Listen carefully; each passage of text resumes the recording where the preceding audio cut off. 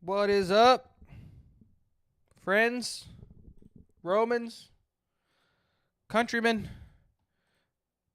other YouTube people? Let me know if you can hear me. Let me know if you can see me. I think you can. I think I should be here. What's up? Let's talk some New York Jets football. It's been a while. And honestly, it's been a while because I've been sad about this football team being an utter disappointment. I'm sad because this football team hasn't done anything to justify my caring. The sad truth is that the New York Jets are probably the only and the biggest source of my dissatisfaction in life. Which is, to be fair, means I have a pretty good life, and that is true. I do have a pretty good life, so I'm not going to complain about that. But this team is just not a good football team. It doesn't give me the warm and fuzzies. It leaves a ton to be desired. And yeah. My camera froze. Oh, there it is. Cool. I want to try something. Hello? Oh, no. Don't want that. I'm trying to get my video to look better. But it's not going to work right now. Why am I trying to mess with things right now? That makes no sense. Maybe. I don't know.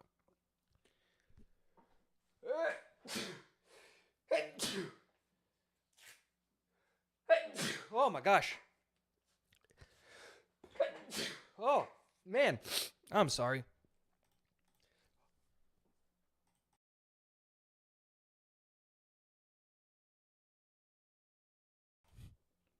Sneezing attack. But yeah, let's have a conversation about the New York Jets because 2025 is going to be a big year, and with the season going to be over in less than a week for the New York Jets, it puts us in a prime position to interview a bunch of people, to have a bunch of conversations with a bunch of people, and to create a plan moving forward for the New York Jets.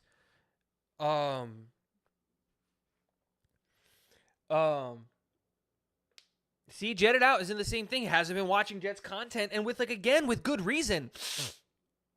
I haven't been making content because, this season has broken me.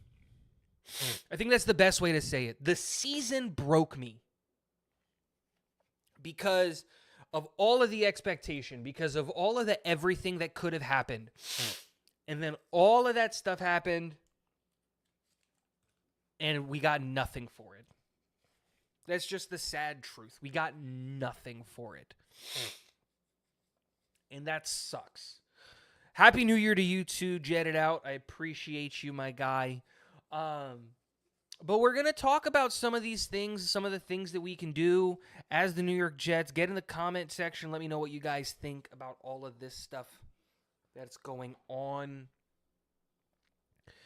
Let me set this up. Pop out chat.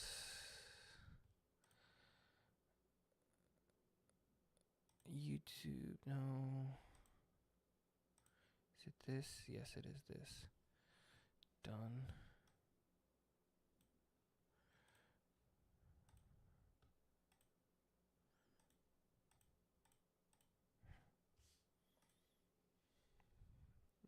No, it's not working. I will close it out. There are a couple things that the New York Jets can do. Dude, I don't even think it's that. I think a lot of people are putting a lot of the blame on Aaron Rodgers, and I get that. I understand the not the belief. That's the wrong word.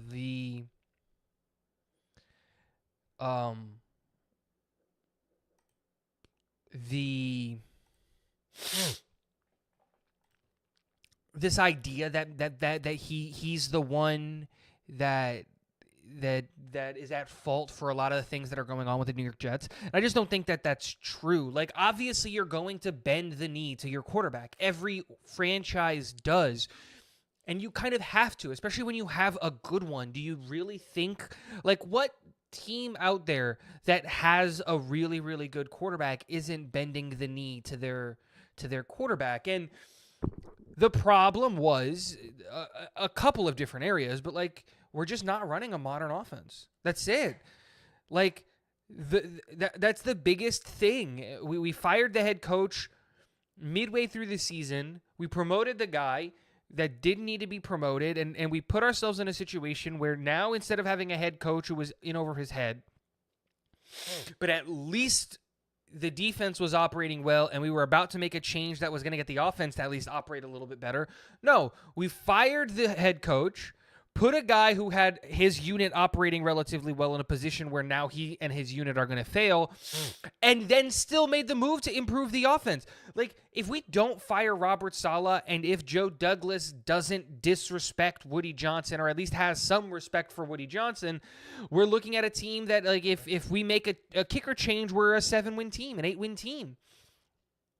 Because how many games did we lose because of our kickers? And so it's just mismanagement all the way from the top. And then the biggest fear that I have with the New York Jets is that going into this offseason is that Woody's going to be stingy.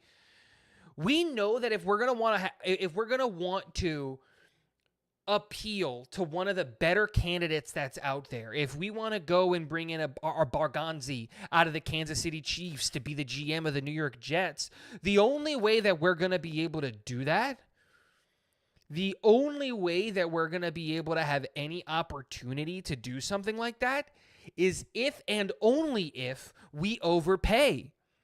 That's the only way that we're going to get a candidate that's going to want to come to the New York Jets, or at least like one of the good candidates who's going to want to come to the New York Jets. And is Woody going to do that after spending all this money with Aaron Rodgers? But okay, you spent all this money with Aaron Rodgers, but like, dude, you gave him the worst coach staff in the NFL.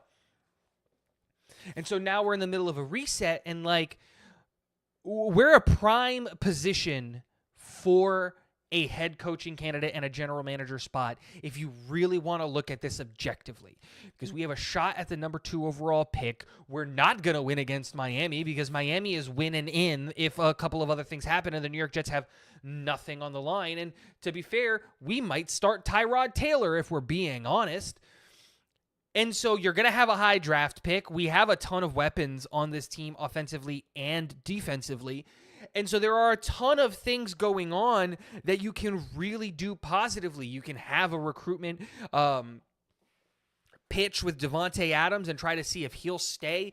And we've got Garrett Wilson, and 4 of our 5 offensive line pieces are here for the future, and that's a big deal. The defense is 1 year removed from being a top unit, and even though we're going to lose a bunch of players, you can retool the defense. You have a whole draft where you can retool the defense and put yourself in a position to do incredibly well on defense. So again, we're not that bad of a destination, but we have Woody Johnson, and Woody has shown an inability to stay out of it.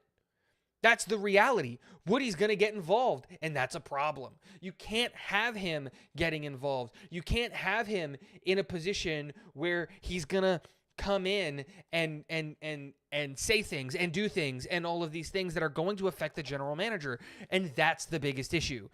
That's going to be the biggest downfall of this football team, is Woody Johnson not being able to keep it in his pants. And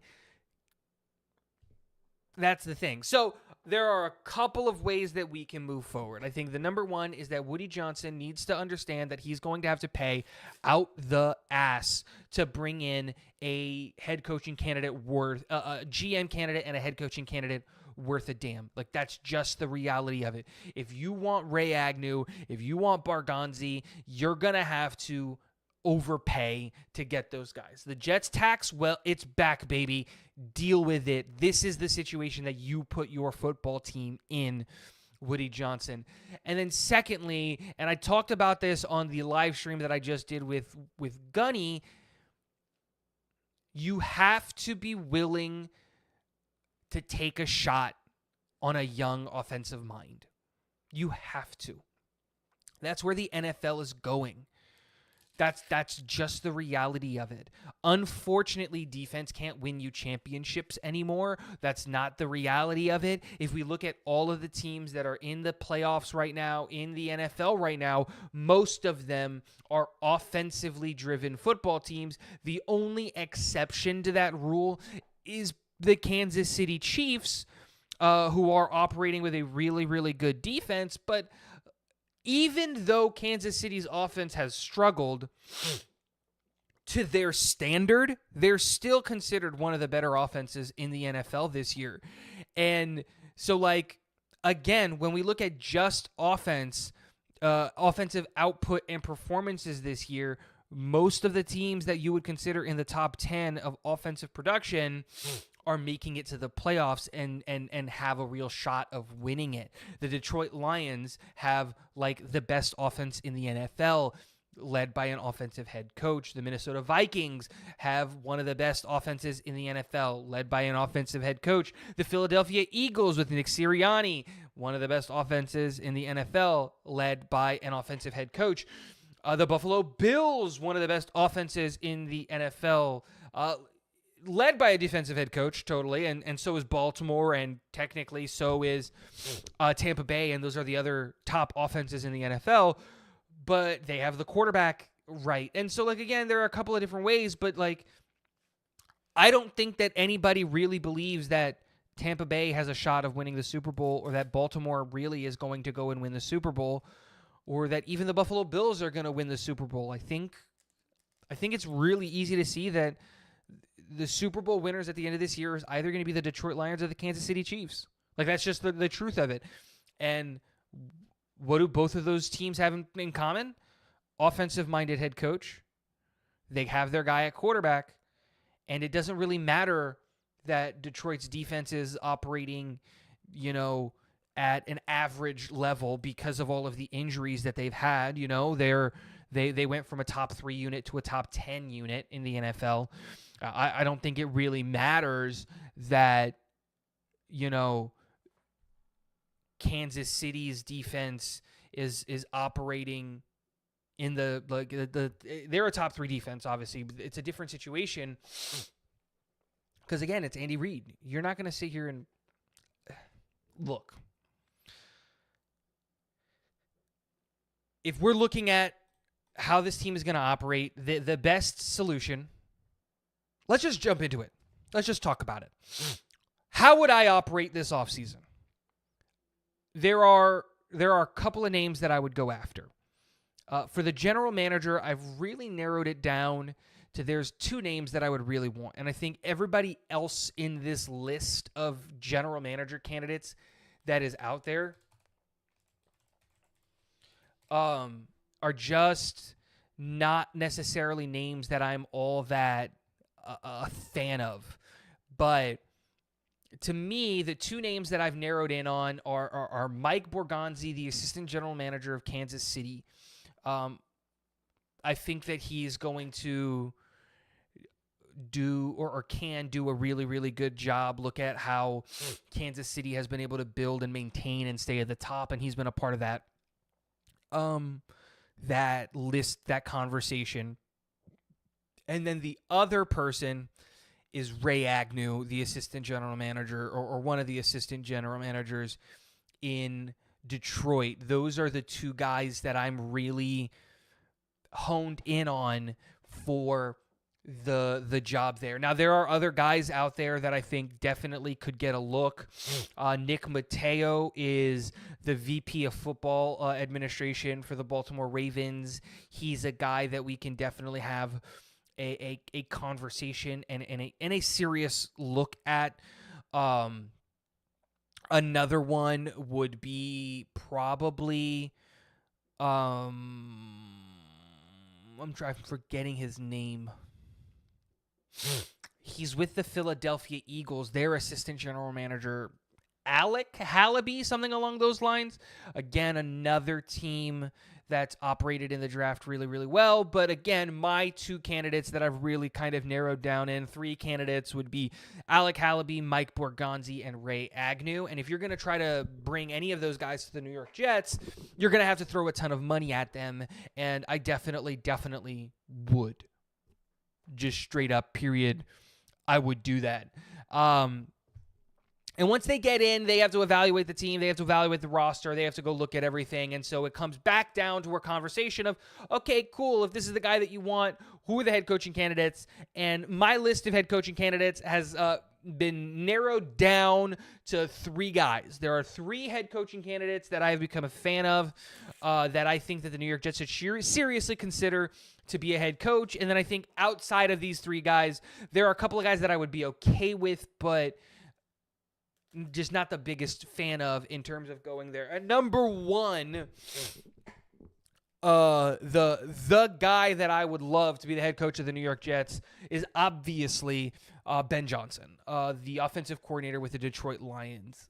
With his offensive mind and what he's doing, he's an evil mastermind when it comes to the offensive side of the ball, and I would love to have that evil mastermind be the head coach and the offensive play caller for the New York Jets. So totally, I would go out and I would get Ben Johnson. Number 2 on my list, and this is coming into the more realistic people that can come in, is Todd Monken, the offensive coordinator for the Baltimore Ravens. I wanted the New York Jets to hire Todd Monken in the offseason to possibly be one either on the offensive coaching staff or to straight up just replace Nathaniel Hackett. And then instead he went to the Baltimore Ravens, and it's worked out for him. Obviously, the Baltimore Ravens are one of the best teams in the AFC, and he's got Lamar Jackson looking like an MVP candidate. And so there's a lot of really, really good things to like about what Todd Monken is doing in the NFL with the Baltimore Ravens. And then my 3rd candidate that's on my list of guys where I'm like, these are my ideal candidates, is Liam Cohen, the offensive coordinator with Tampa Bay. Now, there is some risk with a guy like Liam Cohen because this is his first full year as an offensive coordinator, as a legitimate offensive coordinator. What's up, Wild Wave?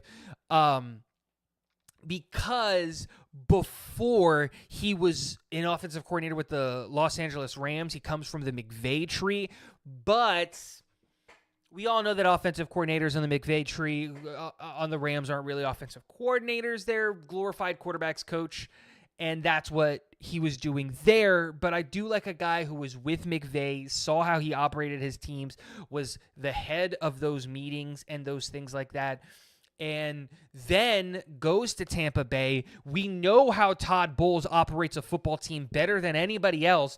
We know that Todd Bowles is not getting involved in that offense in Tampa at all. And if we look at just the sheer numbers on offense in terms of like raw performance, the Tampa Bay Buccaneers rank in the top 7, I believe, in the offenses in the NFL. And that's with like Baker Mayfield. And that's with injuries on the offensive line. And that's with missing their wide receiver too, and Chris Godwin, who tore his ACL. And that's that's operating without a superstar running back room because they have Rashad White and Bucky Irving, but still being able to operate that offense. That's without a super impressive tight end route, because I think Otten is their number 1 tight end. There are a lot of things to look at with what he's doing in Tampa and be like, I want that guy on the New York Jets. And so I do. I want that guy on the New York Jets. So those 3 names are my tier 1s, because you can come in and you can say, those are the guys that can definitely come in and have really, really good opportunities and do really, really good things in New York, especially if things play out in our favor and we can get a top pick. And now we can start having a conversation about, do they want to go and get a quarterback, or do they want to sell that pick to go and get a quarterback next year? Because we're probably going to have to run Tyrod Taylor for another year because of his contract. And so it puts you in a prime position to go get your quarterback in year 2 of your tenure as head coach of the New York Jets. And then going into tier 2, in tier 2, there are 2.5 names of guys that, like, look, if they came, I'd be okay with it. These aren't my ideal candidates. At the top of that list would be Cliff Kingsbury, currently the offensive coordinator for the Washington Commanders. And I think that, look, a lot of things went wrong in Arizona when you look at Cliff's tenure there, and there's a lot of things that happened. Look, Kyler Murray was playing at an MVP level, and then he got hurt, and then he didn't have the dedicated, he was playing Warzone too much. Like, they put a Warzone clause in his contract. Like, there were a lot of things that went wrong there, and then he kind of just lost the team towards the end of it, and we saw that here in New York, right? The coaches just lost the team at the end. They became undisciplined. There was no reason to keep it going, but you have to respect what Cliff did with the quarterbacks that he was given and how he operates and all of those things. And while I don't necessarily agree with all of the things that Cliff Kingsbury believes, like I'm pretty sure he's quoted as saying that there isn't a single thing that you can do under center that you can't do under the from the shotgun. And I think that's wrong, just straight up. But there are a couple of ways that you can look at it. I think that he's a good offensive mind. I think that there would be a good opportunity if he came here, and that we have a ton of weapons. And if you give him a young quarterback and you give him some space and you give him some room to run, he could do some good things. Number 2 on my list, we start going into the defensive guys, because the reality is that this hiring cycle doesn't have the best candidates that are going to be available, and the New York Jets are nowhere near the top of the best likely destinations if you are a head coaching candidate. And number 2 is Aaron Glenn, the defensive coordinator with the Detroit Lions. Now, what Glenn is doing in Detroit is absolutely phenomenal. With all of the injuries that they've had this year and all of the things that went wrong, they're still operating at an insanely high level. And Glenn obviously played in New York and all of those things. I think he's more likely to head to New Orleans as the head coach, to be the head coach in New Orleans. But there is at least an opportunity, and I would like to bring him in. And the last guy on this is my half list, but he absolutely scares the absolute bejesus out of me now, is Mike Vrabel. I know a lot of people are going to be like, what? You have Mike Vrabel and you're scared of Mike Vrabel? Absolutely. Look, I get it. Mike Vrabel is going to be the belle of the ball this offseason, and he shouldn't have gotten fired from the Tennessee Titans and all of the things that went wrong there. And I was with you with all of that stuff. And he's going to operate this team as a CEO, not just a defensive-minded guy or an offensive-minded guy. And I even like the fact that his primary role with Cleveland this year was operating as working with the offensive line of the tight ends. And you love to see that, right? But then a rumor came out of his short list for offensive coordinators, and at the top of his short list was Josh McDaniels as his offensive coordinator, and that absolutely scares the crap out of me. And you're right, yeah, you're thinking Josh McDaniels, I don't know that name. Yeah, the guy who was the head coach of the Las Vegas Raiders that ran that team into the ground, that didn't have a single redeemable quality, not just as a human being, like as a coach for that team, but like the way his teams played, there was not a single redeeming quality. There was not a single thing that you looked at it and go, hey, at least they did that well. There wasn't anything that he was doing well, and that team was so happy when they got rid of him, and this idea that he wants him really, really scares me. But ultimately, there are a lot of things that are going on in this hiring cycle that frighten me, because I think that there are some jobs that we have to talk about, the jobs that might become available that might be a better destination for the New York Jets. Is Pierce going to get fired? You know, that's a real conversation. Is Gerard Mayo going to get fired? Is Mike McCarthy going to get fired? If that happens, are those not destinations that are better than the New York Jets? Maybe not the Raiders, because I don't think that the Raiders is a better destination, but Dallas, that's not a bad spot. New Orleans, that's not a bad spot. Again, there's a lot of weird things going on. I think the benefit that the New York Jets have is that we're going to have a GM and a head coach that are fully aligned, and they're going to be given time. That's the benefit of it. You're going to get time here in New York. Woody, rightly or wrongly, gives their GMs and gives his GMs and his head coaches enough time to hang themselves. Because let's not forget that Woody didn't hire Joe Douglas and Woody didn't hire Robert Saleh. So when he came back from England, there might have been a disconnect because he just didn't like the guys that his brother hired. And that totally makes sense. But he gave them like 3 years, 4 years without doing anything.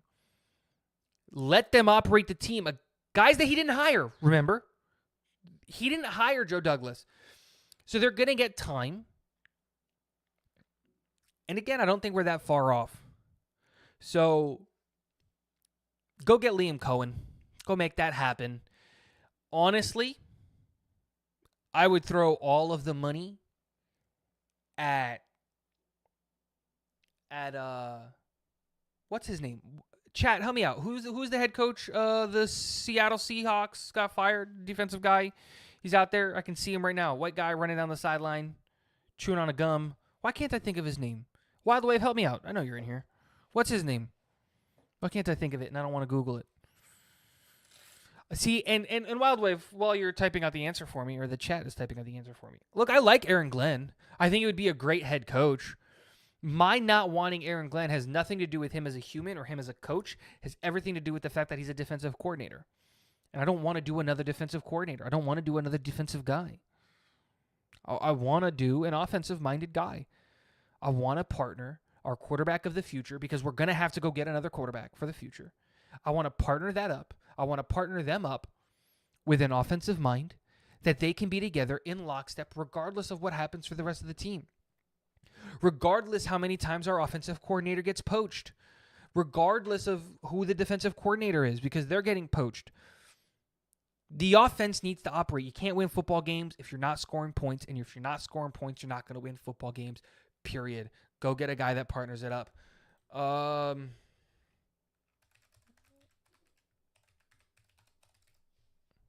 Pete Carroll, there's his name. Thank you very much, Google. If I was Woody Johnson, I would go and I would research the relationship that Ray Agnew has with Ben Johnson. How close are they? And then I would bring in Ray Agnew and I would throw all of the money at him and I would give him a 6-year deal. And then I would interview Ben Johnson and I would say, Ben, I'm going to make you the highest paid NFL head coach, period. I'm just going to make you the highest paid coach in the NFL. And I'm going to give you a 6-year deal. I think if you do both of those things, I think you can get them to come to the New York Jets. And I think that that's a very, very good thing. I would even bring in Barganzi, honestly, because he's my number one, but he just doesn't have a connection to Ben Johnson, and Ben Johnson's my number one target. Whatever it is, I would throw all of the money at Ben Johnson, and then I would say, Ben, you do you when it comes to your coaching staff. But if I can make a recommendation, you are a young coach. This is going to be your first time as a head coach in the NFL. Let's go get Pete Carroll. He's going to be your defensive coordinator. And he's like 70, so he's not going to be here that long. We'll give him a 3-year deal, a 4-year deal. His job is just to help you out. He's going to be your Wade Phillips. And that's it. And then we can let him go. Once you've got this thing down, we can let him go. And then you tell me, what do you want to do at quarterback? Do you want to run Tyrod Taylor for a year and then next year go get your guy in a draft class that's going to be much, much better? Do you want to go get your guy? What do you want? That, to me, is the ideal situation. Even if you can't get Ben Johnson, do the same things that I just said, but with Liam Cohen, still a perfect situation in my opinion. The perfect situation is a young offensive-minded head coach with a veteran in the defensive coordinator position. I know that a lot of people are going to find this one weird. I would even consider the possibility of bringing back Rex Ryan. But I would only bring back Rex as a defensive coordinator. Or here's the thing. Not even that. If, let's say, for some reason, you can't bring in a veteran defensive-minded guy who was doing all of those things, I would bring in a guy like Ron Rivera or Rex Ryan as a senior assistant to the head coach. Like, honestly, that might be the perfect solution, actually, is just bring in a guy like Ron Rivera. Just bring in a guy like Rex Ryan who has experience being a head coach in the NFL, kind of knows all of the other things when it comes to, don't let them affect the on-field play. Don't let their responsibilities come to that part of it. But let's not act like Rex Ryan wasn't the ultimate motivator. Because he was. He had that team and he had this fan base ready to run through a brick wall for him. You know what I mean? I remember those years. And we all... And you need that for your football team, and a new, young, offensive-minded head coach might not have the ability to do that. So, like, bring in a guy like Rex. Don't let him help call plays or design game plans or do anything like that, but just do all of the things that come with being a head coach. That's your job. Help us, support us, do all of those things so that we can operate at the best of our abilities when it comes to that side of football operations. But unfortunately, Ron Rivera and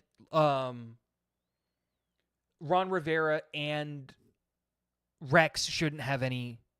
They just don't operate modern football schemes defensively, unfortunately.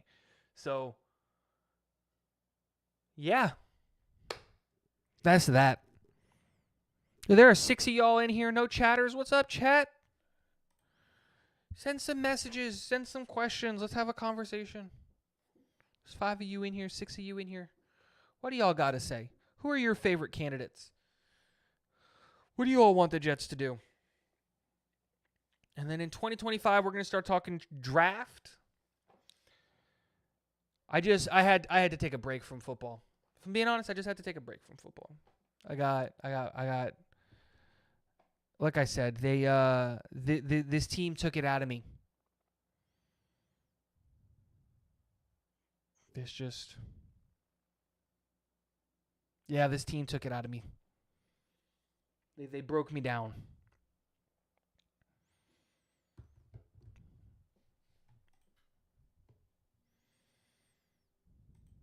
You know what? I've been live for like 30 minutes. I think I'm going to call it there, actually. Guys, thank you much for hanging out. Hey, if you're watching this after the fact, Happy New Year. Welcome to 2025. Hopefully we can get some things going better in our house here in New York for the New York Jets, and maybe things won't suck. I love y'all. Have a good one. Happy New Year to all of you. I hope you had a wonderful holidays. I hope that your New Year's resolutions at least last till February before we all give up on them. Yeah, it's just hard to have a stream all on your lonesome. Look, if chat wants to get involved, I'll keep going. I got nothing to do. Like I said, I don't want to end the stream. But I don't want to just sit here and talk to myself. So chat, you there? I'm going to give it like 3 more minutes. 2 more minutes. I'm going to give it 2 more minutes. If we don't get any chatters, I'm going to end it. Go from there. See how things are going. Yo, so I decided, we'll just talk about life now, I guess. I've decided that one of my New Year's resolution is I wanted to get into golf. I live in Florida. We have some of the best golf courses in the world. There's so many golf courses down here. And I took lessons when I was a kid with golf. And so I was like, you know what? That's why I'm wearing the glove, to break it in. And because this feels weird. And because, like, I went to the driving range yesterday. And I'm just working on like my grip, like so I'm just like gripping different things like that just to get used to how it feels and stuff like that. And because I have ADHD, so when I do something I get obsessed about it. That's besides the point. So I went golfing. Dude, I didn't realize how much like hard work goes into golfing. Like obviously I understood that golf is one of the hardest sports out there because like of all the technique and the different things like that. I don't mean hard work that way. I literally mean like, dude, you got to like exert yourself. Obviously, it's Florida, and it was like 65 with like a humidity index of like 70. Like, it was humid when I went to the driving range, and I hit like 250 balls in like 2 hours. I got sore a little bit. Like, my back here is a little sore. My shoulders are a little sore. That's probably because I slept on it weird, if we're being honest. But, man, there are a lot of weird things going on. I'm excited. 2025 is going to be the year Tigo learns golf. And so that means that next time that I go up to New Jersey for a game for the New York Jets, me and Ryan are going to go hit the links at the golf course that he works at because I think that would be very, very fun. But all right, I'm going to end it there. Guys, Happy New Year. See you in 2025. It was a blast.